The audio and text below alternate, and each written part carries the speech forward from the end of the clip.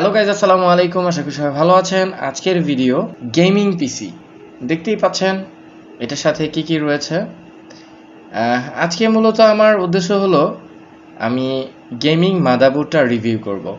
পাশাপাশি এটার সাথে রিকমেন্ডেড কি কি দেয়া আছে সেটাও আপনারা দেখে নিতে পারেন। সো চলুন দেরি না করে দেখে আসি। সেই মাদারবোর্ডটি হলো আসুসের টাফ গেমিং সিরিজের। এটার মডেল হচ্ছে B660 প্লাস ওয়াইফাই D4। এটা আজকে আমি আনবক্সিং করব।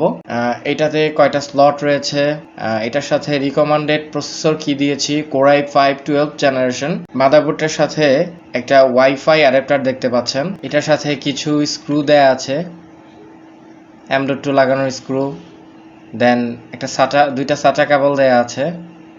এখানে ম্যানুয়াল কিছু বুক রয়েছে।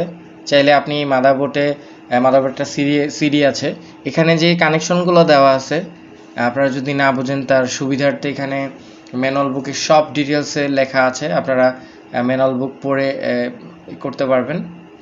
আসুসের সার্টিফিকেট রয়েছে এটার সাথে। এই সেই মাদারবোর্ডটা আস্তে আস্তে বের হয়ে আসছে।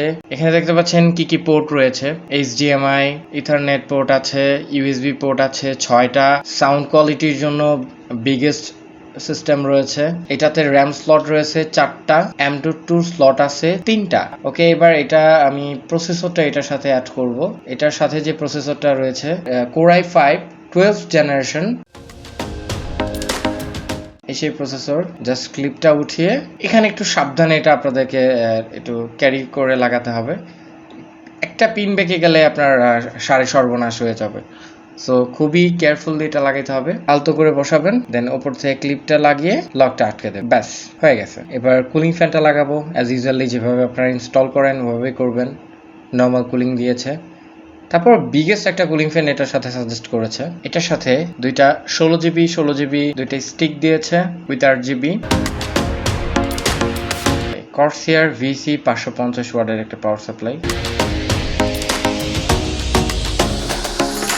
এবার M.2টা সেট করব। এটার সাথে M.2 রয়েছে স্যামসাং এর 500GB।